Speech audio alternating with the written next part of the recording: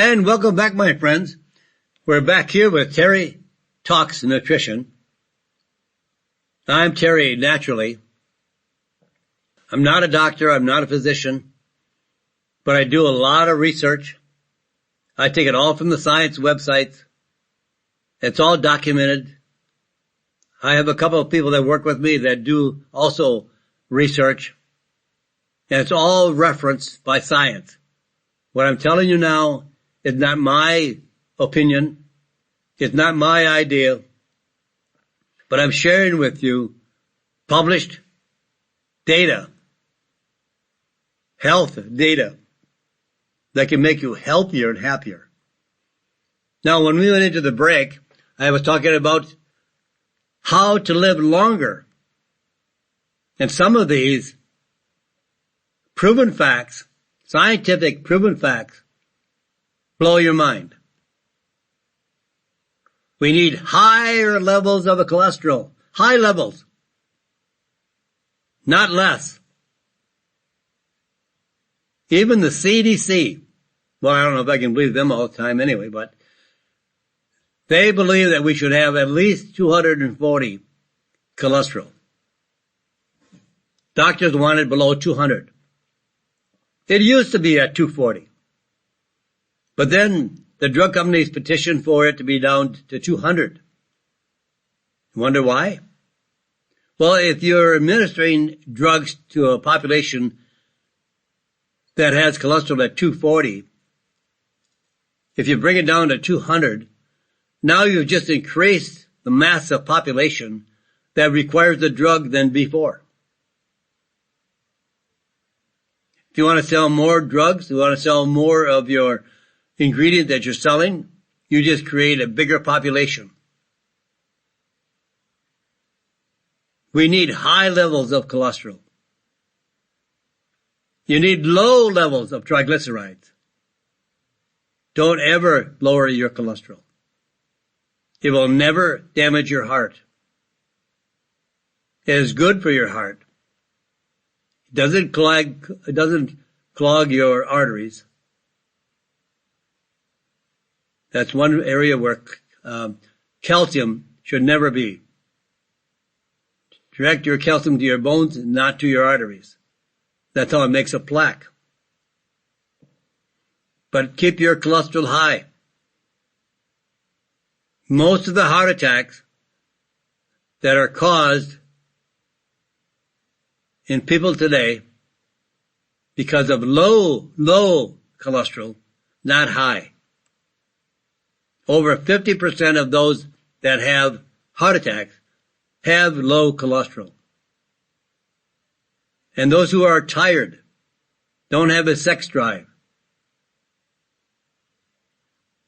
All of our hormones, testosterone, estrogen, are all made from cholesterol. It's a master hormone of all of our hormones. You lower your cholesterol, you screw up all of your hormones. But we do need some things lower, not higher. And that is low blood sugar. Low levels of glucose. Uric acid is a marker of inflammation. So we need to lower inflammation. And a high diet, or a diet in high levels of sugar, is a pro-inflammatory diet. It means it makes inflammation in your body. You want to lower inflammation? Stop sugar. Lower your carbohydrates down to 30 to 50 grams daily. Do not eat any vegetable oil. And try to lower your stress level. And lower your liver enzyme markers. There are very good products on the market that contain a variety of herbal medicines that lower liver enzymes. My most famous one for that, and one that works really very effectively, is endographis. Endographis, an herb from India that lowers all the enzymes that are overproduced in liver disease or fatty liver disease. Now, a previously published study found that people who get over 20% of their daily caloric intake from added sugars are twice as likely to die prematurely from heart disease versus people who keep their intake of added sugars extremely low. Want to live long? Want to live better quality of life? Want to live longer to enjoy life, your grandkids, your kids? And this study demonstrates a link between metabolic health, nutrition, and lifespan. Lower your carbohydrates. Increase your cholesterol. Just don't bother where it is. Don't worry about where it is. Now, you can't eat enough food containing cholesterol to affect your cholesterol numbers. That's been proven over and over and over again. They tell you not to eat cholesterol. Baloney. There are days when I eat 8 to 10 eggs and a ribeye and olive oil and butter and cream. But no pasta, no bread, no desserts, no cookies, no candy. I also include a little bit of fruit and vegetables that are very low in carbohydrates. To get healthier, it comes from the way you eat. And the length of time you live comes from the way you eat.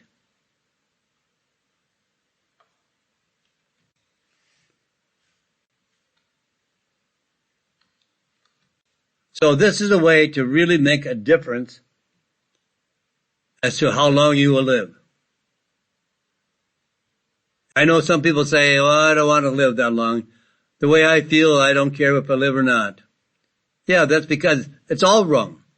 Everything you're doing is wrong. But if you change it and you didn't worry about your cholesterol, let it be where it is. It doesn't hurt you. It isn't a cause of anything. But when you don't have enough cholesterol, you have all kinds of unhealthy conditions. You'll live better. You'll have a better quality of life. Get rid of the sugar. Get rid of the carbohydrates. Don't worry about your cholesterol. You think those people that lived to be 100 thought, oh, I better lower my cholesterol? Absolutely not. Most of these people live in areas where they don't even take drugs. Now, let's talk a little bit about painful feet.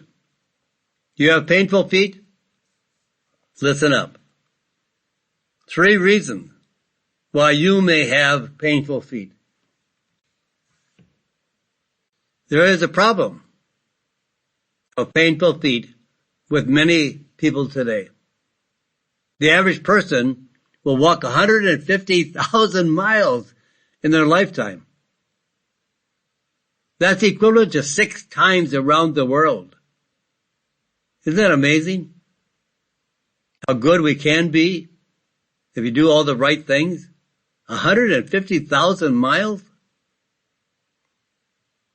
In a survey of American adults, 8 out of 10 said they had experienced problems with their feet. 50% of them saying that this had impacted their health all of their life and the quality of their life. People with regular foot pain are also more likely to have problems with weight, overweight, back and knee pain, and generally overall arthritis. Now I'm going to give you 3 reasons why you have foot pain and how you can eliminate the foot pain without drugs. Now, number 1, for foot pain can be caused by gout, which is a form of arthritis. When you have gout, you feel warmth primarily in your big toe, but it can be throughout your foot. You have pain, swelling, extreme tenderness in a joint, usually the big toe, caused by deposits of uric acid crystals in the joint. Too acidic, too acid. Now, it's not the hydrochloric acid that your stomach needs to digest your food, but it's the acids from your diet. Diet is key to long-term treatment success of gout. Studies have shown that both calorie restriction, eat less, and reducing carbohydrates, folks, you can't get away from it. We're eating way too many carbohydrates. Everybody is stuck on sugar and carbohydrates. Everything's sweet. Grains, flour, bread, pasta, cookies, cakes, all the junk. And then you're fighting a weight gain. If you go on the ketogenic diet, you'll lose weight in proportion to your body type. By reducing carbohydrates, you'll also stop gout. Animals on keto diet had a 10% reduction in joint swelling and significantly reduced levels of inflammatory compounds versus animals with gout who ate a standard diet.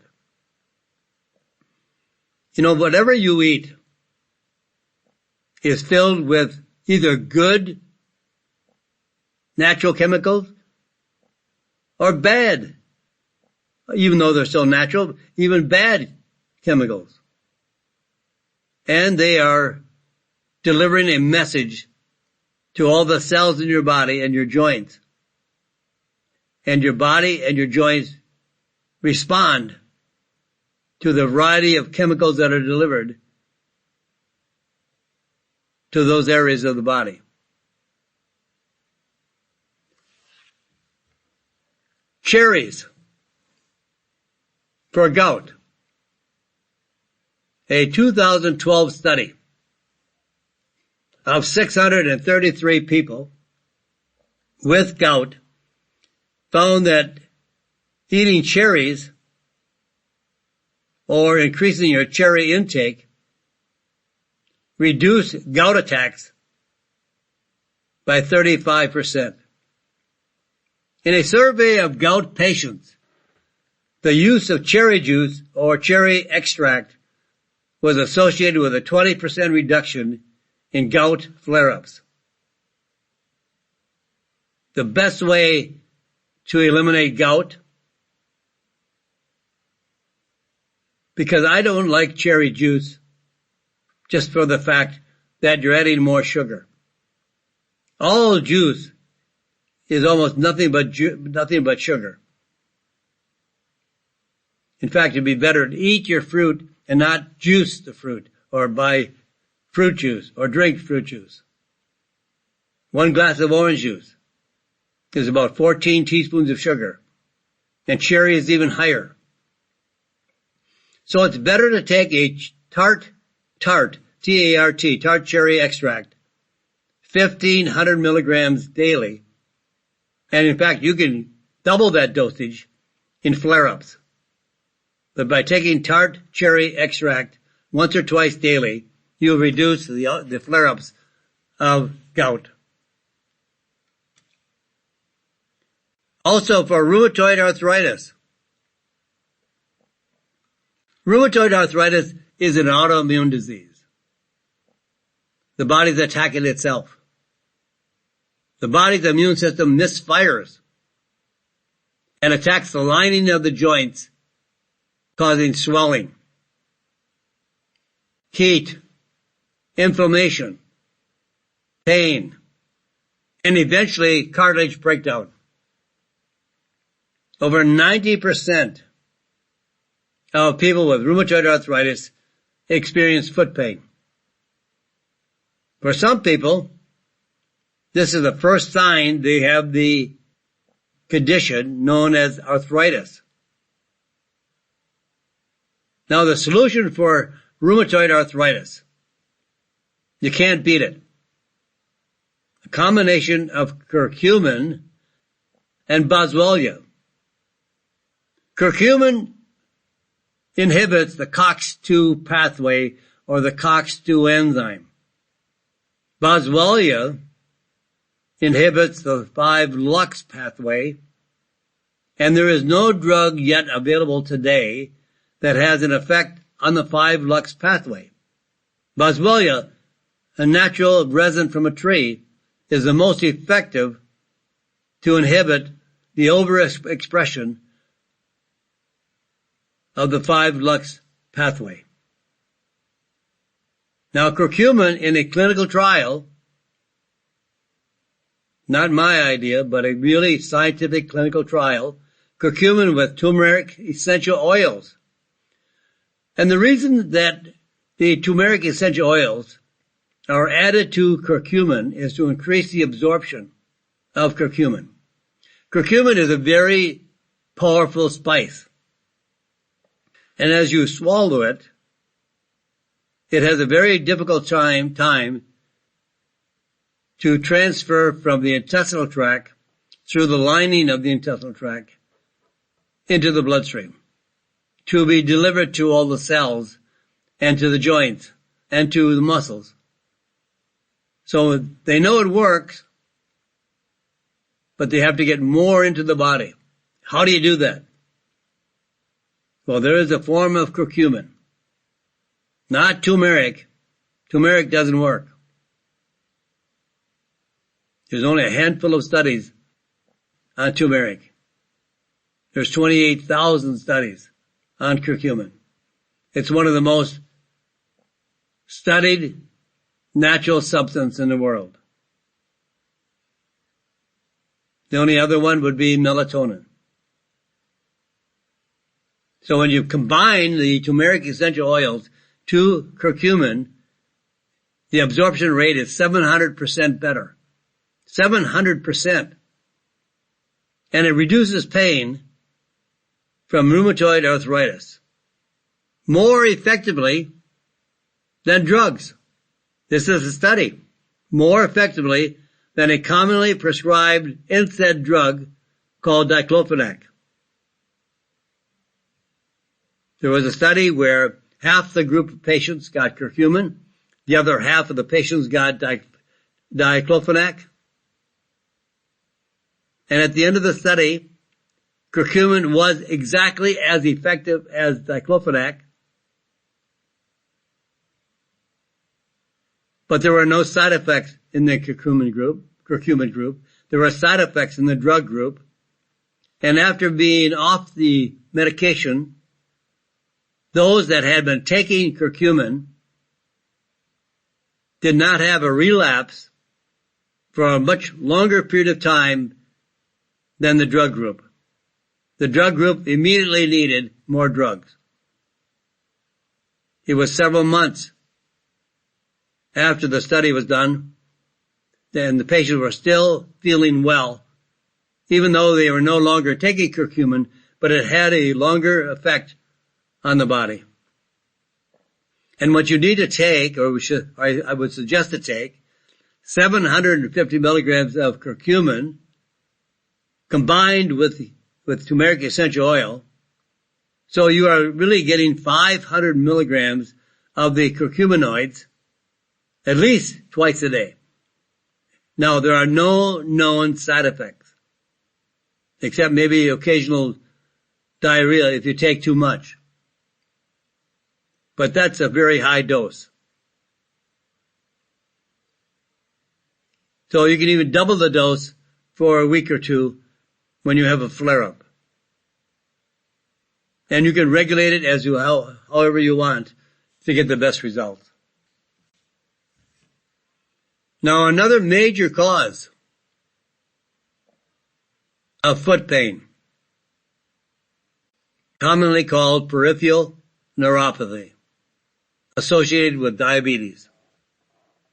Weakness, numbness, tingling and pain, often described as burning feet, are signs of nerve damage called peripheral neuropathy, often linked to diabetes.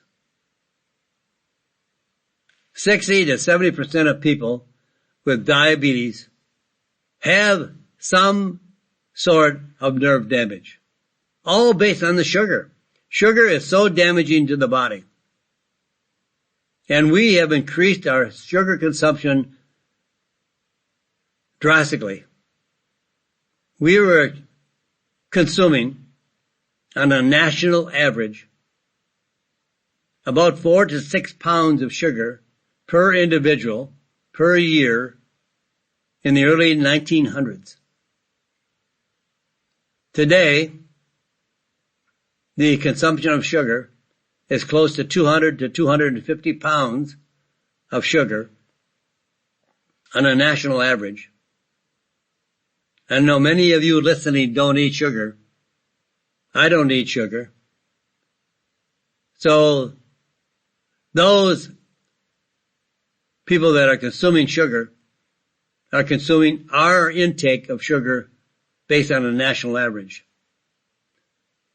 It causes all kinds of nerve damage, heart damage, cardiovascular damage, artery damage. There is no room for sugar in our diet if you want to be healthy. Bottom line, if you want to be healthy, there's no room for sugar in the diet. Eat the ketogenic diet and it'll change your life in 3 months. If you need to lose weight, the ketogenic diet, you don't have to pay for any pills. You don't have to pay for any drugs. You'll lose weight the way you should lose weight, by changing what you're eating that has already caused the damage. Now you're changing your diet. You can't just lower the food and eat less of the same damaging food. It might lower the damage, but you're not going to get rid of it. Now, how do we promote nerve repair and get pain relief? Well, there's a combination of nutrients, of the bioactive vitamin B complexes, like vitamin B6, folate, vitamin B12, the minerals zinc and chromium, and alpha lipoic acid. Alpha lipoic acid can eliminate most kinds of pain.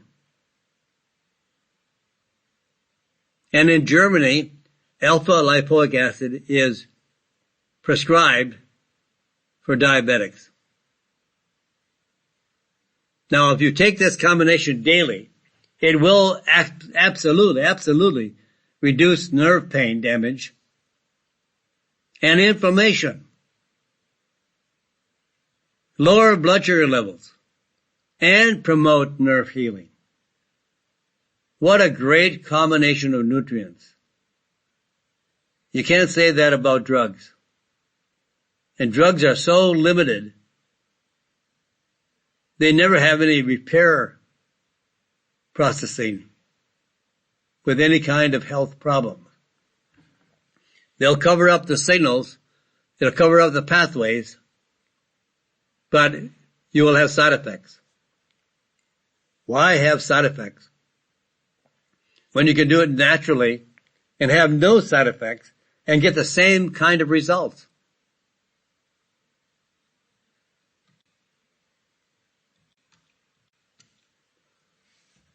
So what about the effects of coffee on age-related weight gain? Is there a combination? Is there something we should be aware of about drinking coffee?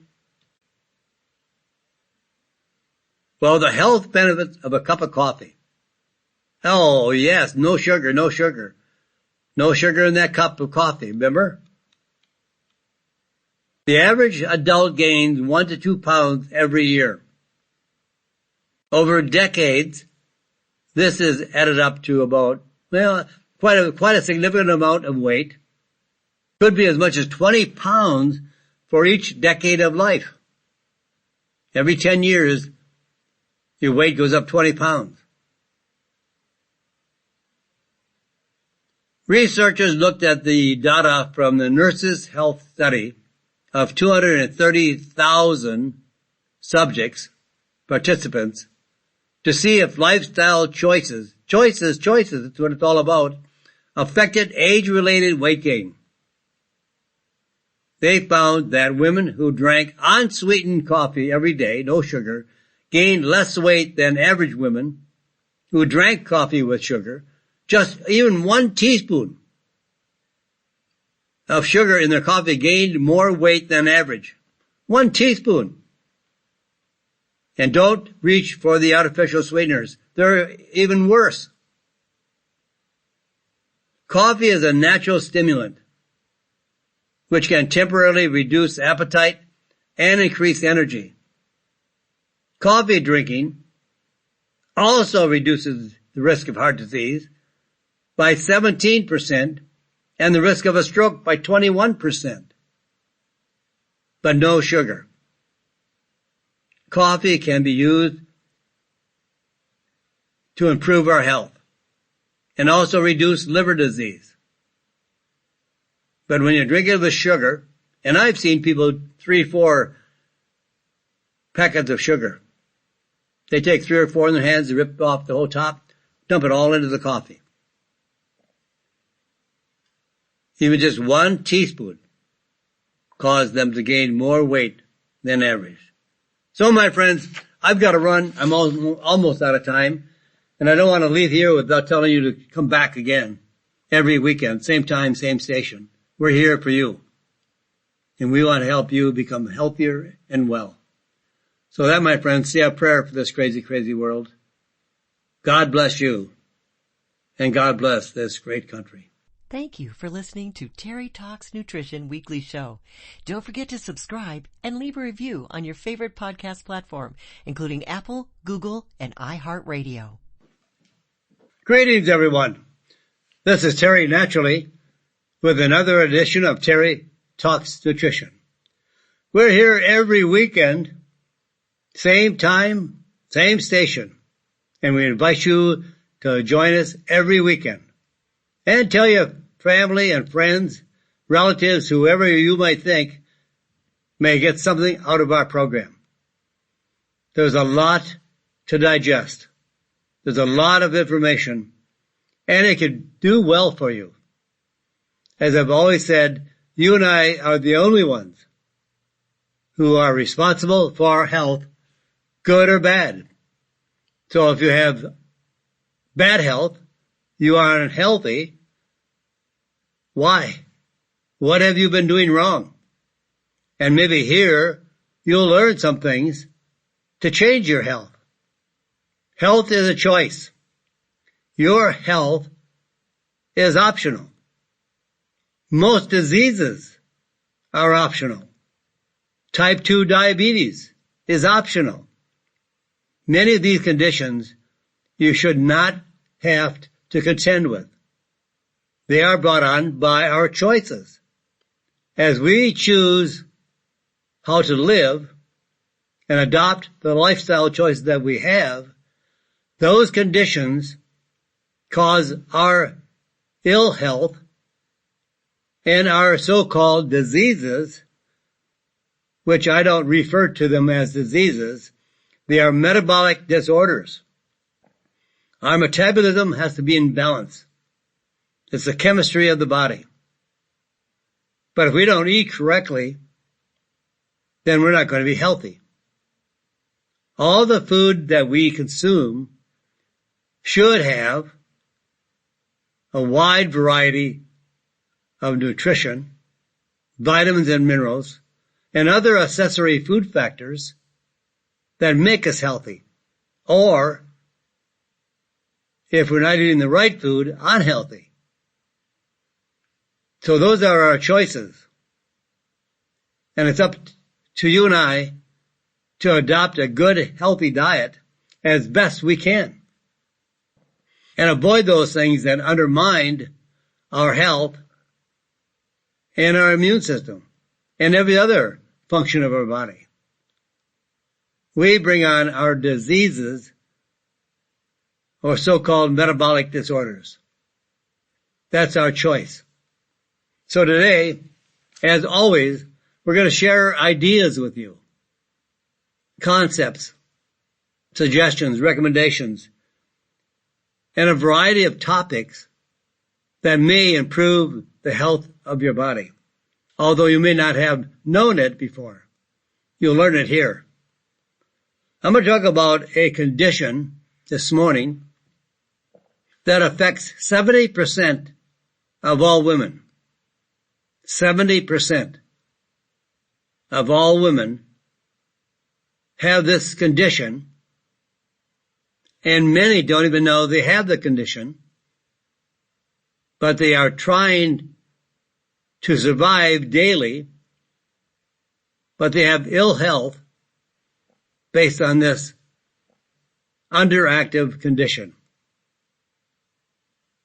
We'll also talk about Polycystic Ovarian Syndrome, POS.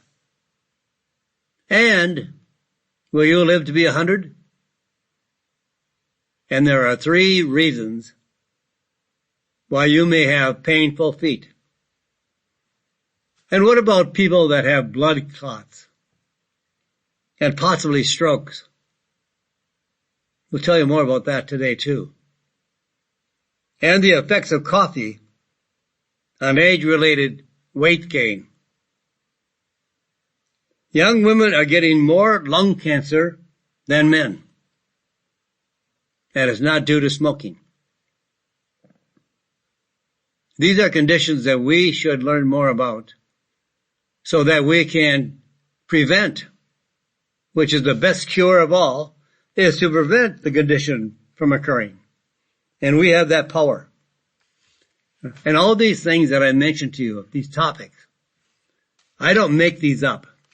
I don't have an idea. They're all scientifically backed and referenced as to these conditions and how they arrive in our ill health. So these are things we should be doing on a daily basis to make sure that we have good health. So how do we do that? How do we come up with these conditions? And how should we approach them? You know, this condition I talked about, that 70% of women have and don't know it. Many of them don't know it. And this condition is an underactive thyroid. 70% of women have an underactive thyroid. And when it is diagnosed, they are prescribed a synthetic hormone that in most cases does not work. Now, you may want to look at yourself and judge these conditions as to whether or not your thyroid may need a boost of nutrition. And these are 3 signs, clear 3 signs. Skin problems. The thyroid gland helps control fast ability for your skin health and how they shed. How fast your skin cells are shed is a major sign that your thyroid needs a boost of nutrition. In many cases of an underactive thyroid, commonly known as hypothyroidism, the skin is dry, very dry, rough, thick, and coarse. Oh, I know a lot of women buy skin creams, body lotions, to try to overcome the dryness. It actually comes from an underactive thyroid. including hair loss, major hair loss, brittle nails, thinning of the outer third of the eyebrows, a major signal that you have an underactive thyroid. I've run into women, I've met women who have no eyebrows, no eyelashes, and their hair is falling out. Very common signals, common signs that your thyroid needs nutritional support. Also, if you're tired and chilled when everyone else is sitting in the room, quite comfortable, but you might need a sweater or sweatshirt to try to stay warm. When you think about it, our metabolism can be fast or slow. When you step on the gas, you're going to go fast. And if you put your foot on the brake, you're going to slow down or stop. Well, the thyroid gland is like the gas pedal. It speeds up the metabolism. And when it isn't working, you might feel cold, tired, muscle cramping, and sluggish. Also, your digestive system doesn't work right. Low thyroid function leads to an underactive digestive process, slowed motility, constipation, weight gain, because your metabolism is very slow, you don't burn up the calories, bloating of the intestinal tract, reduced acid production. Now that is a sign that your thyroid is not functioning correctly. It's underactive. I'm not talking about acid reflux. Our stomach requires an acidic condition. We need acid in our stomach to digest our food, like protein and minerals and iron. Now, there are other signs too, of course, of an underactive thyroid. Depression is one. Painful joints. Puffy face. Puffy eyelids. And puffy ankles and calves when you wake up in the morning. Slow metabolism causes a slow heart rate. It isn't good to have a slowed heart rate. It's got to be balanced. Symptoms of low thyroid function may come on slowly over the course of the years, so you don't even know you have a problem. You just think you're getting older. You might not even notice or think about it. Oh, lordy, lordy, I'm 40. So everything gets old fast. So you think you're slowing down for a reason. You should be enjoying a fast, I would say fast, but a good rate of metabolism. And you should feel vibrant and healthy and not feeling fatigued or exhausted. Your thyroid sets your entire metabolism. It creates how fast your car runs and how fast you brake.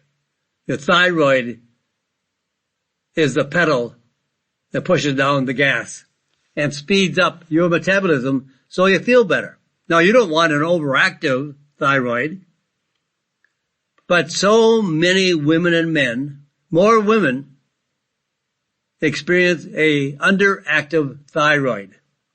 Very, very common. Now, you should feed your thyroid. What is the mineral that your thyroid requires to be healthy? Iodine. The RDA, which stands for the required daily allowance for iodine, is 150 micrograms daily. Now this is an amount just enough to prevent goiter, but not sufficient enough to improve the metabolism and dig you out of the hypothyroidism. A goiter is a mass in the area of the neck. It could be a size of a golf ball to a size of a grapefruit. When it's internal and you can't see it, it might even be pushing on your windpipe,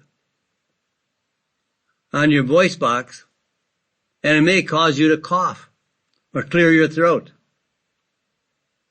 But many experts, after decades of research, now recommend 6.25 to 12.5 milligrams of iodine daily for most people. And the dosage can range from 3 milligrams to 25 milligrams or even 50 milligrams daily. Your body needs iodine, and generally, like in the American diet, there really is no food source for iodine. So for thyroid conditions, take 15 to 30 milligrams of iodine, and there are two other nutrients that make iodine much, much more effective. And that is like 200 to 400 milligrams of L-tyrosine. L-tyrosine is an amino acid. It comes from protein. But you need at least 200 to 400 milligrams and 150 milligrams to 300 micrograms, 150 micrograms to 300 micrograms of selenium. Selenium is a factor that makes iodine much, much more effective. Now, if you're looking for the best iodine, iodine comes in many forms. And you really should look for a formula containing 3 of the most effective forms of iodine, such as potassium iodide, sodium iodide, and molecular iodine. And the reason for these 3 different sources of iodine, because breast cancer and other issues of the breast are caused by a lack of iodine. So breast tissue prefers molecular iodine. And the thyroid itself, the gland, prefers potassium iodide. And sodium iodide enhances the absorption of all forms of iodine. So this is very critical that you get a combination of these 3 forms of iodine with L-tyrosine and with selenium. This is affecting 70% of women who are given a prescription, one of the most prescribed medications in the country, and it doesn't work. Because it's only, the prescription drug only contains T4 of the thyroid, but it has been felt by experts that the T4 will convert to the T3, the active form, but not necessarily true. There are very many people that cannot convert the inactive form of T4 to T3. So it's very difficult. It would be like putting kerosene or some other type of fuel, hoping that it converts in your gas tank to gas so your car can use it. We are very poor converters of certain nutrients that requires a standard concentration. So make sure you look for the right 3 forms of iodine, and L-tyrosine, and selenium. When doctors prescribe Synthroid, the inactive form, the synthetic form, I have met many women who have told me that, I've taken Synthroid for 20 years and I don't feel any better today than I did before I took Synthroid. It just doesn't work. It's a bad choice. but it is the number one drug prescribed in America because so many people have issues with the thyroid. So do some homework. Look for this formulation that would suit you best for active thyroid, for a better functioning metabolism. You'll feel so much better. Now we're going to talk about Polycystic Ovarian Syndrome and the keto diet. Big impact. The keto diet, and by that I mean the ketogenic diet, a diet that is very low in carbohydrates and preferably no sugar. Carbohydrates will convert to sugar. So that's why you want to lower your carbohydrates to prevent the production of more sugar from the carbohydrates, like grains, bread, pasta. Those are major sources of sugar. Well, I don't have sugar in my pasta. No. The pasta is a carbohydrate that in your body converts to sugar. And carbohydrates should be kept low for all good health conditions. PCOS, Polycystic Ovarian Syndrome, affects women and is associated with symptoms of excess testosterone, irregular menstrual cycle, and infertility, as well as metabolic problems like obesity, insulin resistance, type 2 diabetes, prediabetes. Researchers analyzed the findings of 7 published studies using the keto diet to prevent PCOS. 170 women were participants in a combination of studies, 7 different studies. Most of the studies followed diets restricting carbohydrates down to 30 grams a day or less. Now that's low, but you want to get it as low as possible. You don't need carbohydrates to be healthy. We definitely need proteins and fat. There are essential fatty acids. There are essential amino acids, all from protein. And we don't need the carbohydrates. So 30 grams or less. I have been functioning on somewhere between 20 and 50 grams of carbohydrates per day for years. It's not going to hurt you. You'll feel fantastic. You'll get back your energy level. You'll have more vitality. You'll feel better all over. Now, the results of this very low restricted carbohydrate intake caused the keto diet was associated with a significant reduction in free testosterone. All the studies reported significant weight loss as well. For many of the subjects, the menstrual cycle became more regular and fertility increased substantially. Oh boy. Will you live to be 100? Do you want to live to be 100? Is that possible? Well, yes, it's possible. Many people do. And when they do live to be 100, they have made some very, very excellent choices. Who will make it to 100? Well, researchers collected health data from over 44,000 adults between the ages of 64 and 99 and followed them for over 30 years.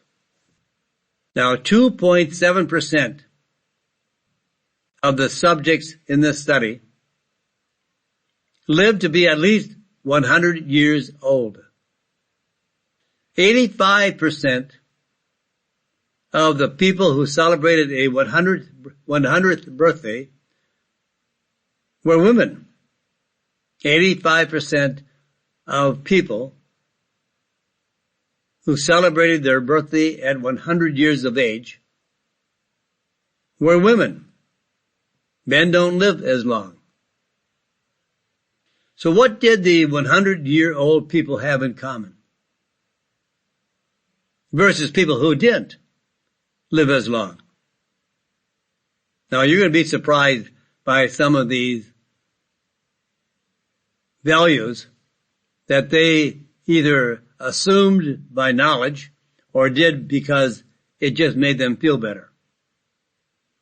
Now, 100-year-old people had some very common habits, learned from their parents, adopted it from some knowledge. But anyway, versus people who didn't live as long, they did not live longer than 60s. But those that lived really long, they had much, listen to this, much higher levels of cholesterol. Cholesterol is our friend. It's our nutrient. It's so important to our body's health that the Creator made the body produce cholesterol every day. Now, if it was bad for us, I don't think the Creator would make a system, an enzyme system, that would produce cholesterol on a daily basis. It's a fuel. We need it. We can't live without it. And when you're taking a statin drug, you're setting yourself up for all kinds of diseases because we need cholesterol. The higher, the better. I feel terrible for those that have been coerced, badgered, nagged, and misled to think that cholesterol is bad and we need to lower it. No, we need to make it higher. We need more cholesterol on a daily basis. And the other nutrient is iron. We need iron as one of the most main nutrients, and now we have been scared about iron. High cholesterol, high iron levels. But we need low levels. Well, I'm going to stop right here. What do we need as a low level of nutrients or food? Well, I've got to take a break. I'm approaching the bottom of the hour. I'm not going anywhere. I don't want you to go anywhere unless you have to. If you're going to run errands or do something, have a happy day. But I'm not going anywhere. I've got a lot more to share with you. And we'll come back right here on Terry Talks Nutrition. I'm Terry Naturally. Back right after these messages.